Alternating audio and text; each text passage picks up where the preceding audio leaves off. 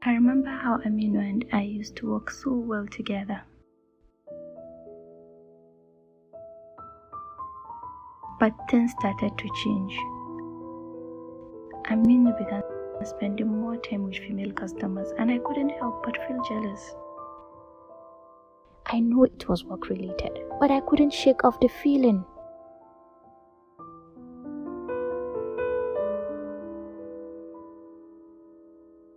Hello and welcome to the Lolo Cynthia Show. Today we explore the world of couples who work together. We ask partners in love and business what happens when profession meets passion. So today on the show you're going to hear first-hand account of their thrilling beginnings and also the exhilarating high that comes from achieving success together.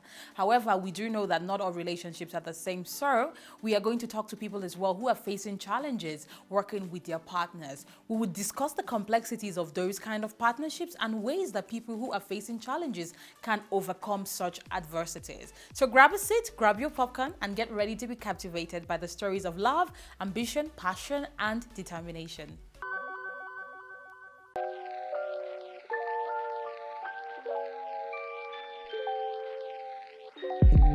We have been in business for the last 12 years, and for the last 12 years we have been working together. Sometimes since he was at home, and at home he was not doing anything. Sometimes I have deliveries to deliver. So I said, it's better let me call her so that we can be working together. If I go for a delivery, she stays here. If there's a delivery she can go, I stay here. Instead of hiring somebody and then now we are starting from scratch. As a matter, it has been a long journey to me to handle these things all together. But I thank God because He has given me that grace. I can handle. I can wake up early. I prepare kids as he goes to the market. Now here we agree with who. And for the kids, remember we have 2 kids. Don't say only kids. Yeah, I have said the kids. They are 2. We agree who is going to the market. Now if is him going to the market, I wake up, I prepare them, I come to open. Now I must wake up hard. Other times, evening hours, it has more challenges than morning hours. Because I may prepare, I must go home earlier so that when they come from school, they meet me there. But so many days, it doesn't work. Because the other days, if we have a lot of stock, the customers or a lot of deliveries, I must do them, then I go. It may go up to 6:30, but if the kids have trained them, they come from school, whether I'm there or I'm not there, they do what they are supposed to do. If we still, it is there, I leave the tea ready for them to come to drink and do their homework. Sometimes my kids, I expect them to do homework at a certain time and we have not gone home at that time, then I feel their homework is not well done. Both of us, we are tired because we have been in the field, all of us, and the kids need our attention. So you can't ask her to do because she also has been with you the whole day. So I saw that there are challenges to handle the kids, but we commit ourselves, the 2 of us. We have to agree. I'm helping kumfanyisha mtoto homework, and the other side is cooking, she's washing her, preparing her things. Remember, this is the wife that is going to prepare me my supper. This is the same wife who is supposed to make sure that my clothes are clean, and we are here with her the whole day. That means I have to understand some of the, if something has not been done the way I want it, I will just chip in and help. Because I can't ask her, why have you not cleaned my shoes? And I know at this very time we were with her the whole day. If you are in marriage, the first thing, marry your friend. A friend who knows what you want to do and what are your hobbies and what do you like. So with my wife here, she'll know I like business. So when she entered into marriage with me, she knows that I think business, I work business, I sleep business, I eat business. And she was coming to be a business partner. And that's why I saw it well. Another thing that I can say working with her is a benefit to me because you can hire somebody on money transfer. here a customer comes and he give you, you sell cup of cheese, that's a 150, then you have gone for a delivery, he's here. If it's another person, he may sell 200, cheating the customer, and he keeps the 50. So the customer may trust us more than it will have trusted anybody that is working for us. Me, I will encourage people to work as couples in the same business. The first reason is, maybe today I die, my wife doesn't know what the business I do. Now, after burial, she will come to reopen the business. She doesn't know anything. So she's like making new customers and doing blah, blah, blah, and she doesn't know. Work with your partner, that's the reap that God gave you. And that's why he's your partner. Partner at home, partner at business, partner at bed.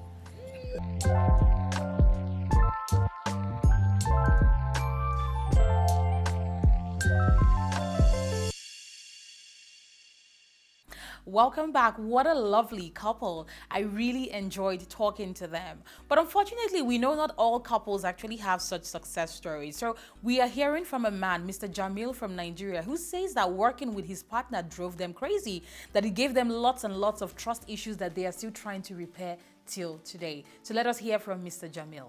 Thank you so much, Jamil, for joining us today.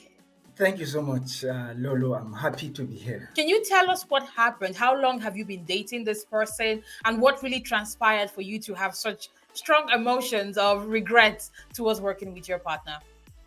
Let me start by saying I live in Nigeria, in the northwestern part of Nigeria, and Katsina to be precise.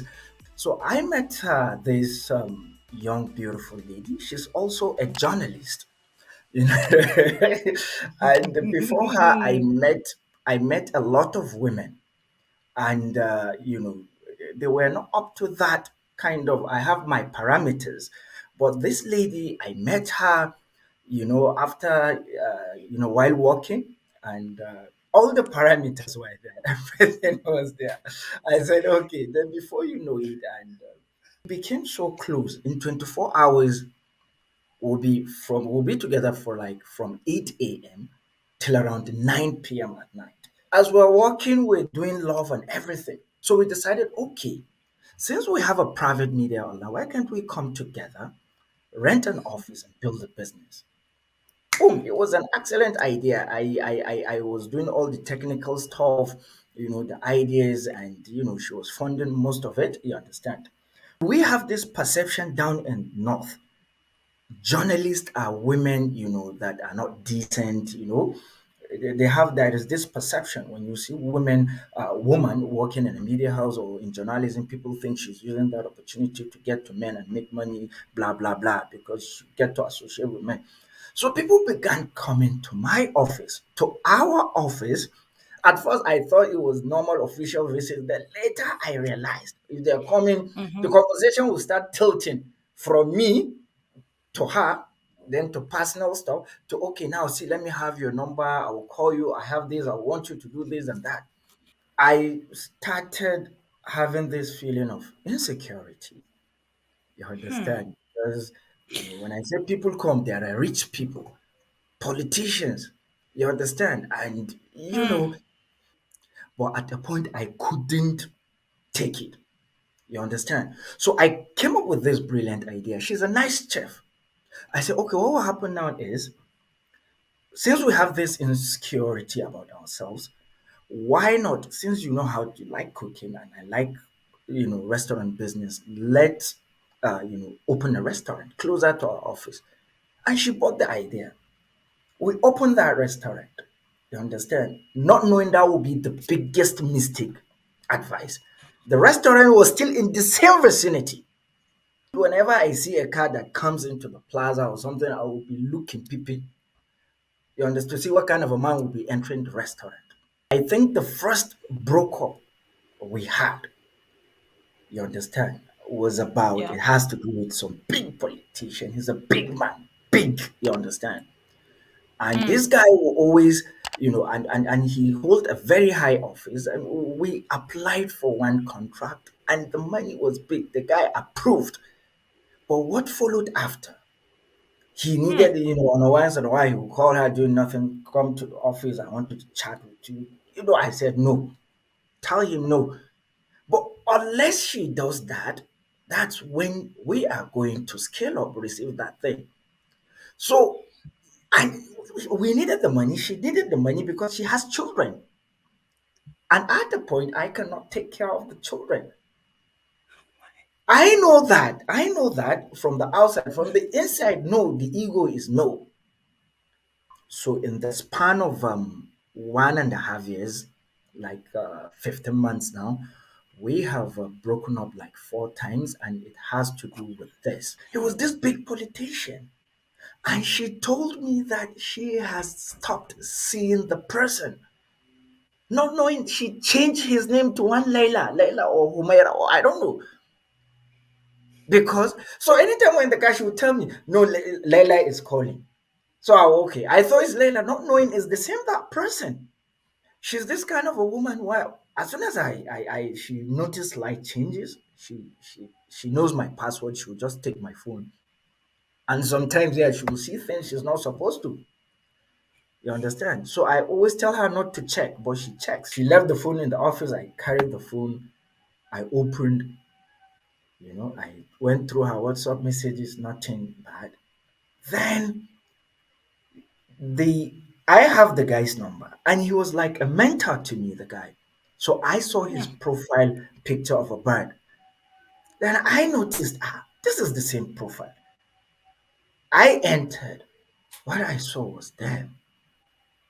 There are some things I find it difficult to say, due to my environment, society, but and it will make me go emotional. You understand? Because this girl I don't, as in, I just love her, and we will be fine. Our next couple are a dynamic duo that prove that art and love can go hand in hand. We have Amy and Zen, who are in their 20s, joining us from Zimbabwe to share with us how they've been able to collaborate as lovers and also as artists. Thank you so much, Amy and Zen, for joining us on the show today. Thank you. Thank you Thank so you much so for much for having having me. us. So I'm just so curious. I love when I hear about like creative couples who are in their 20s, who are, dynamic. They're not the usual. I would love to know how you guys started working together as a couple, and how long have you guys been working together? We started working together before we were a couple. We started working together when we were friends. We had a couple of business ventures that we tried to get off the ground. And we started to realize that we were doing so well working together. Even when we ended up becoming a couple, we just kept that dynamic going. Yeah, pretty much. And I think working together was sort of like a part of getting to know each other more and getting to know the ambitions that we both had that like not everyone around us had. So it's definitely like brought us closer to the point of like becoming best friends and then the point of like dating. And I think it's like a core part of who we are, like how ambitious we are, how much we love our work, and how much we enjoy it as well. As creative, we know that we have creative differences, and it's nice when you go to work and you have a creative difference with someone and you can go back home and vent to your partner, like, can you imagine what she did?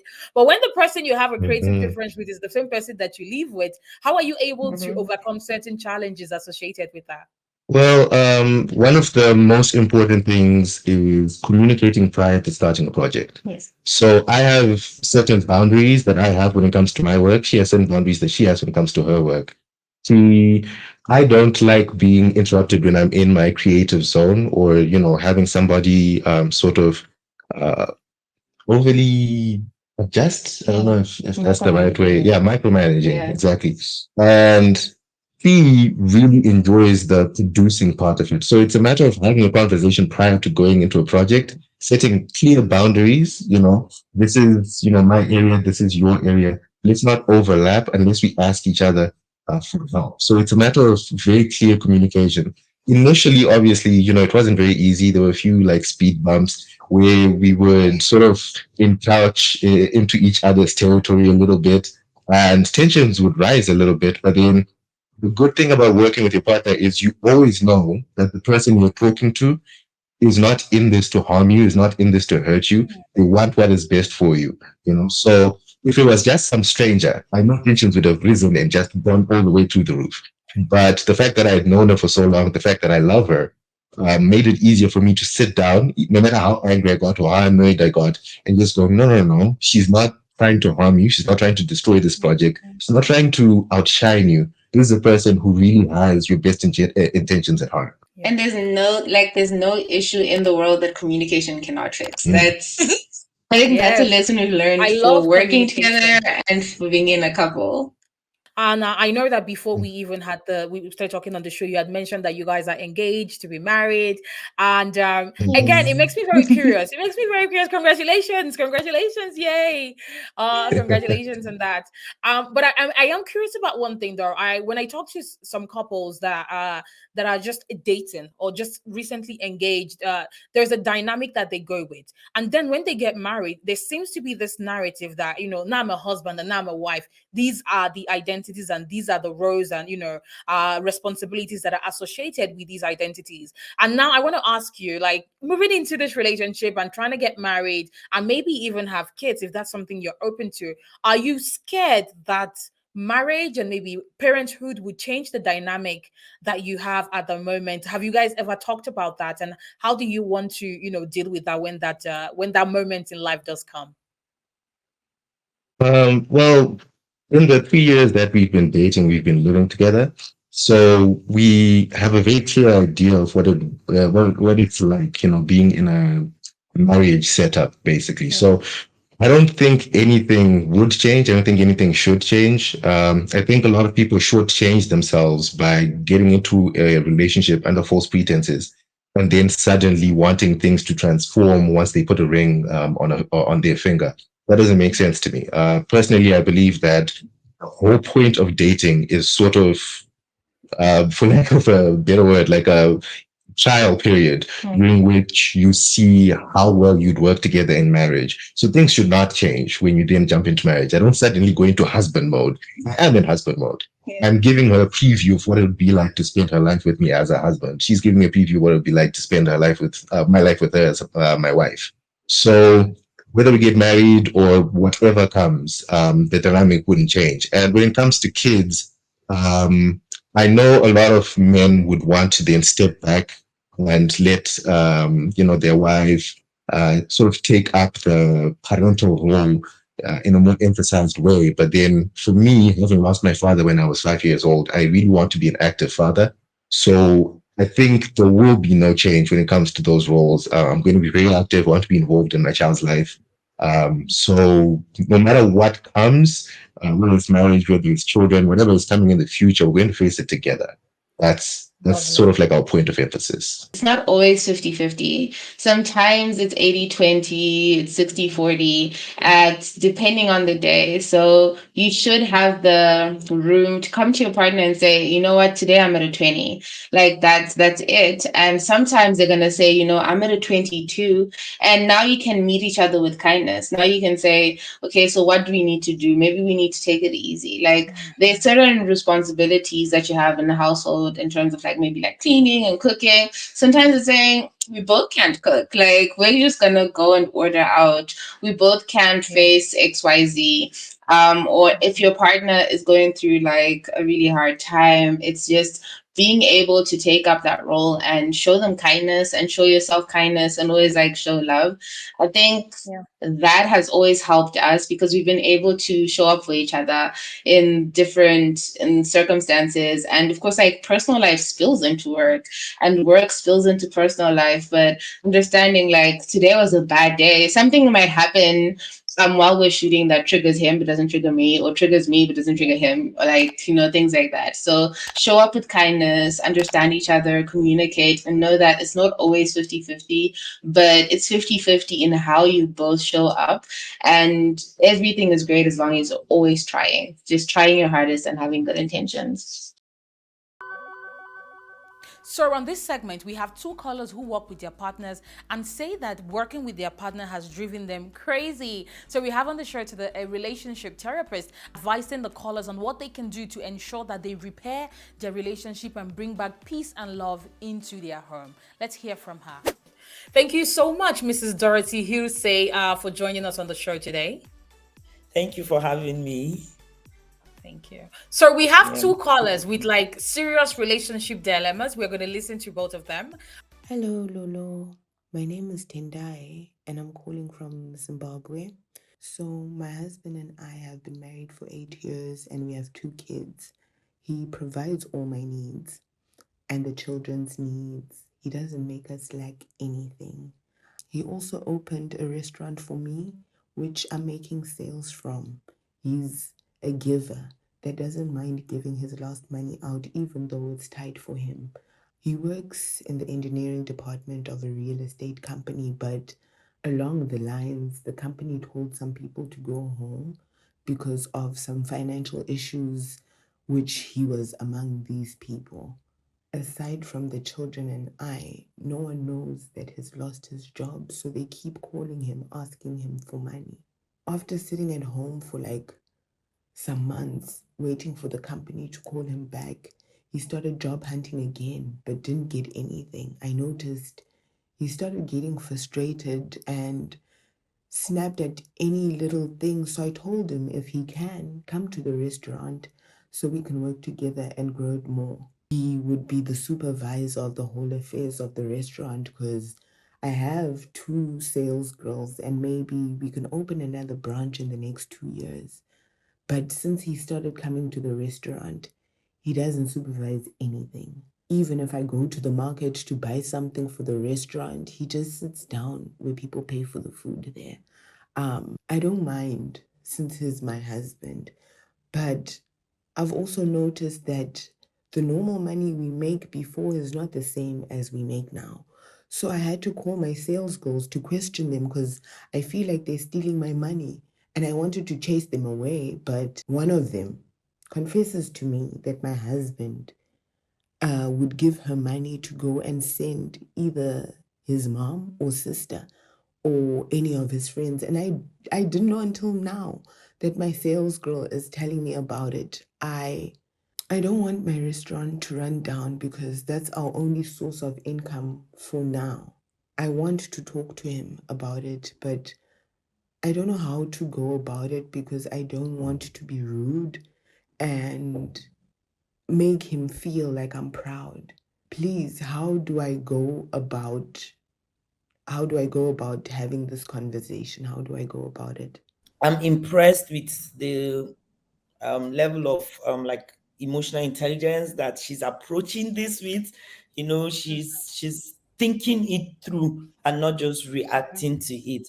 So that's very commendable. Thing I would suggest is she calls Tender, you call your husband's attention to the loss that the business has been incurring because of this attitude, or habit in which the behavior, because it's affecting everything. It's affecting their relationship, it's affecting the comfort of their home, it's affecting the structure of the business. She could They could come to an agreement on the limit of financial gifting that can be done as a family. So, okay, this is our income, these are our expenses. We have this left over. From this, what can we set aside for gifting so that we don't go outside that limit? So, this is what we as a family can gift. We should try as much as possible not to let her staff know that there's a discord because they'll capitalize on it.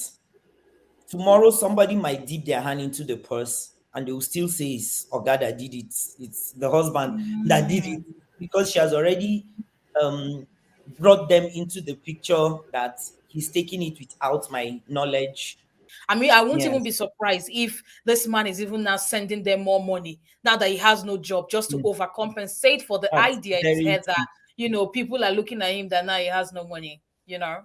Yes. To the next question, which Okay. is Okay. this is from a young man from Nigeria. It's called Obi. Let's hear his question. I think you're going to really find this interesting. So let's hear it. Hello, my name is Obi. I am calling from Nigeria. Now I have a girlfriend and I've been dating her for about 2 years. I love her so much. She's like the real definition of a virtuous woman, quite nice and this lovable person. I've introduced her to my family and I've also met with her, so we're like currently within the phase of planning our wedding. Now, I have a business and I'm doing quite well. She used to work at the supermarket, and a couple of months back, she did tell me that she would like to stop that work and, move into business fully. She didn't have all the capital she needed. After estimating and talking about the business, she said she would like to go into a full stop business. And within the time, she had about like 30% of the money. So she wanted me to invest in the business, have like a form of joint business venture together. And, she proposed she would be giving me like 10% of the profit every month. And to that, it was a good buy of an idea for me. So I invested. Now, immediately into the investment, she started up with the business. Everything was going fine. It was it was all good, but some months into her doing this business, our relationship took a different turn. She wasn't giving me the attention like she used to. We don't used to have those time together. I would call and she's always busy. It felt like all of her was just going towards this business, and it was really not something I like. I was just going nuts. I would think about my girl and I give her a call, and the next thing we're talking, and she's talking about the business, this, the business, that. I'm like, no, this is not what I signed up for.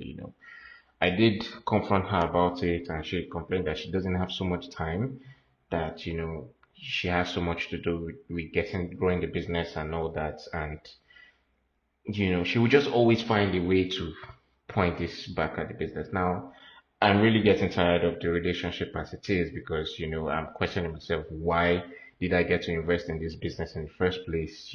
But then I have a lot of money invested in this business and I don't know what to do. I would really need your advice, because this new behavior, I'm not sure I can move forward with this relationship and it's affecting everything we have. So please, what do I do? What does he do? Hmm. What does he do? He invested, and the woman now everything is business, business. She does not want to do love anymore. What is going So, on? She's an entrepreneur. He did not know that she had some entrepreneur skills within. He thought it was just going to be maybe something to keep her company. What are your thoughts on this, and yeah. how can he navigate this situation? Okay. So, first of all, let me speak from a woman's point of view. This new business is her baby. So it's just like she just gave birth to a baby. And when a woman gives birth to a child, it's all about that child. Like that child becomes her everything. So that is why she is so engrossed, and hey, this is my baby. I have to nurture it, I have to care for it. So while not excusing the fact that she is not giving the desired attention to the relationship, I think he also needs to understand that part of women, that when we have new projects, new anything new and shiny, we invest a lot of time and attention into it. We should give it time. It's the business is still new. It requires a lot of time, focus, concentration, and I think that it's a good thing that she's fully focused on it, but not to the detriment of her relationship. And I also feel that he should show more interest in the business. So while maybe I don't know, but maybe he just invested the money and it's your business. So she now has a lot that she's handling. Maybe not to even, disappoint him. This guy has invested so much money. I cannot just come and do anyhow, and then we will not make profit. And he'll say, you see, you wasted my money. You are not a good Mm, manager. That's mm. another angle to look at it. So I think if he shows more interest in the business, like let her know that we're in this together. They can even use that avenue. As you are doing business, you are doing love. It's not one or the other. You could actually blend the two together. I will still go back to her being a mother, because even when they get married, all this attention by the time she has a baby, he might come back with this complaint again and say everything is about baby. Everything is about baby. She doesn't care about me again. Yeah. So he could even use this big business as a test run. Like, let's start practicing how we could regulate and manage our expectations of each other. Well, that brings us to the end of today's show. I hope you really enjoyed this episode. I want to thank all the guests who joined us from Zimbabwe, Nigeria, Kenya. Thank you so much for sharing your stories with us. But again, I would love to hear your comments. Are you interested in working with your partner? And if you have worked with your partner, what was that relationship like? We want to hear all about it. So thank you, thank you, thank you. Drop your comment in the comment section below. Do not forget to subscribe, like, and share this video. My name is Lolo Cynthia, and I'll see you next week on the Lolo Cynthia Show. Bye-bye.